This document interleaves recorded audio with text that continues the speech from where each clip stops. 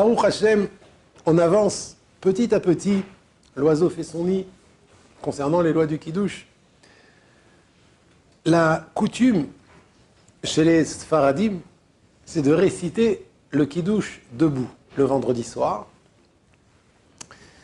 et de boire assis. Et c'est, comment dire en hébreu, davka, c'est précis. Le dire debout, ça veut dire ce qu'on a terminé la dernière fois, dire qu'il y avait, en fait, il y a trois parties. Il y a Yom HaShishi Vaychulu, il y a la première bracha de Boré Peri Agefen et la deuxième bracha de Mekadesh HaShabbat. Et bon, avant, bien sûr, Shalom Aleichem et Shetraïl, ça, c'est pas le Ikar du Kiddush. Le Ikar, l'essentiel du Kiddush, c'est ces trois parties-là. Vaychulu, Agefen et Mekadesh HaShabbat. La minag, la coutume, selon les Sfaradim, c'est de réciter ces trois parties du Kiddush debout. Et une fois qu'on a terminé la bracha de Mekadesh HaShabbat, donc c'est la fin de la troisième partie, on s'assoit et on boit. La question, c'est pourquoi réciter debout et boire assis. Et j'ai fait exprès de dire Sfaradim, parce que chez les Ashkenazim, je crois que si mes souvenirs sont bons, il y en a qui font le Kiddush debout, assis, pardon, qui font le Kiddush assis, d'accord oui. Ceux qui font Netilat Yadayim avant. Ah oui, d'accord. C'était comme ça chez le Rav Platner et le Rav Datan. Ils font assis, le Kiddush oui. Très bien. Ben nous, chez les Sfaradim, on récite debout. La question, c'est pourquoi réciter le Kiddush debout? Et deuxième question, pourquoi boire assis? Pour pas renverser. Ça aurait pu être une bonne raison, mais dans les poskim, il y a marqué une autre raison. Je t'écoute, Yochanan? Non?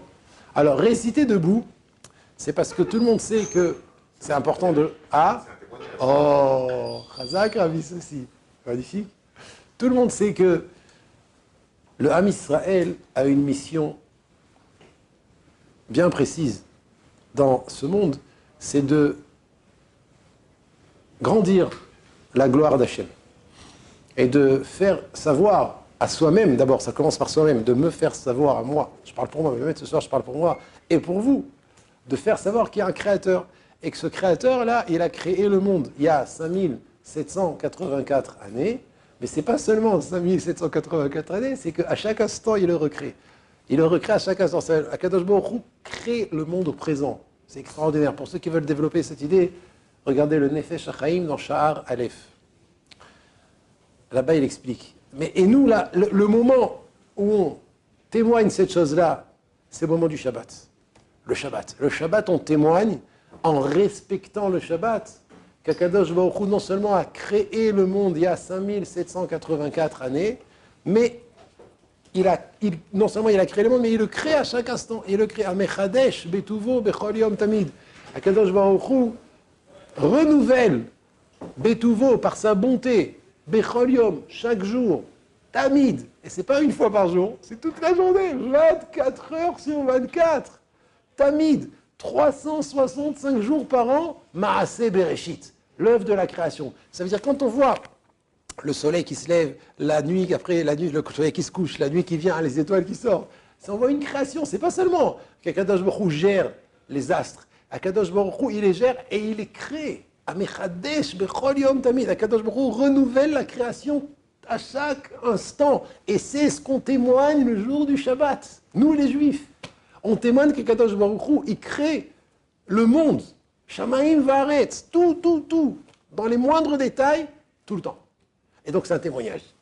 Et la halakha nous dit que lorsque des personnes viennent faire un témoignage au Bet Din, ils doivent témoigner debout.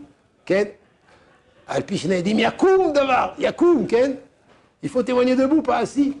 Donc le Kiddush du vendredi soir, qui est un témoignage qu'Akadosh Baruch Hu crée le ciel et la terre, doit être récité debout. C'est pour ça que les Sfaradim ont la coutume de réciter ces trois parties-là, Vaychulu, Agefen et Mekadesh HaShabbat, debout. Par contre, le boire, on s'assoit. Pourquoi on s'assoit pour le boire? Parce que c'est marqué Talmid Chacham, mais c'est pas que Talmid Chacham. Un homme, quand il boit et quand il mange, même s'il boit une gorgée, c'est bien de s'asseoir. Pourquoi? La Gemara dans Masechet Gittin, Daf Ayin Amud Bet, nous dit que quelqu'un qui mange ou qui boit debout, ça peut léazik, ça peut faire du mal à son corps. Donc boire et manger, on le fait assis. Donc ça, c'est pas tellement une raison ilchatique précise, c'est plutôt Mishum Sakana. C'est pour pas se mettre en danger. De boire debout, c'est dangereux. Donc, on boit assis. Voilà, ça c'est la première halakha pour ce soir. Est-ce que quelqu'un a une question? C'est clair? Yochanan, tu savais? Tu le savais? Non? T'es ashkénaze? Ah, non, tu fais le kiddush debout. Tu t'es jamais posé la question? C'était évident, quoi. C'était évident.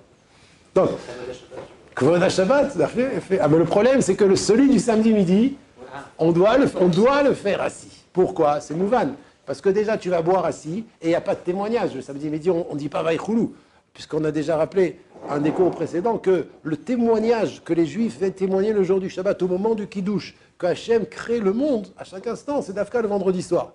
Le samedi midi, c'est une autre paracha. Le samedi midi, c'est Shabbat Matan Torah. Ce n'est pas Shabbat Bereshit, c'est Shabbat Matan Torah. Donc là-bas, le Kiddush se fait assis, on récite assis, puisqu'il n'y a qu'une bracha, on boit assis. Magnifique. Et concernant toujours le vendredi soir, il y a une mitzvah de réciter 3 fois le Vaïchoulou. Je vous écoute. À quel moment vous récitez 3 fois le Vaïchoulou?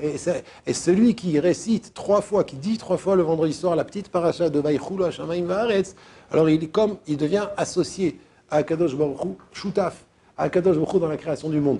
Quelles sont les 3 fois qu'on récite Vaïchoulou à Shamayim Vaaretz le vendredi soir? Chaque juif, je vous écoute. La Hamida, après la Hamida, et au Kiddush, Razak, magnifique.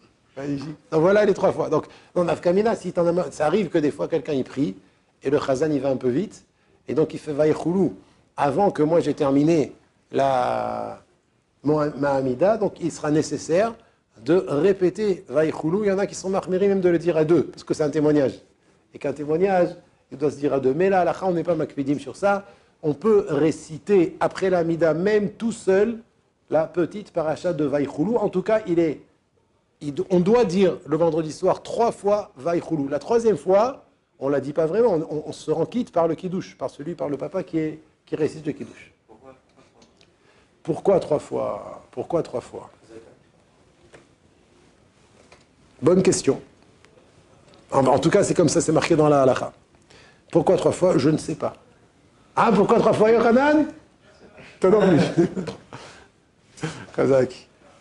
Très bien. Autre halakha qui n'est pas me'akevet, ça veut dire si on ne l'a pas fait, on s'est quand même inquiété du kiddush, mais elle est très importante, surtout pour ceux qui ont des problèmes de vue. Que lorsque on commence le kiddush, il est bon de regarder les nérotes de Shabbat. C'est pour ça que c'est important que les nérotes soient allumés à l'endroit où on fait la Séouda. Pourquoi? D'abord parce que les nérotes, c'est Kvod Shabbat et Oneg Shabbat, c'est les deux. C'est les nérotes qu'on allume le Shabbat, c'est en l'honneur du Shabbat. Et c'est aussi Oneg Shabbat. On a du plaisir quand il y a plus de lumière. Et donc c'est important que le Oneg, c'est à l'endroit où on mange.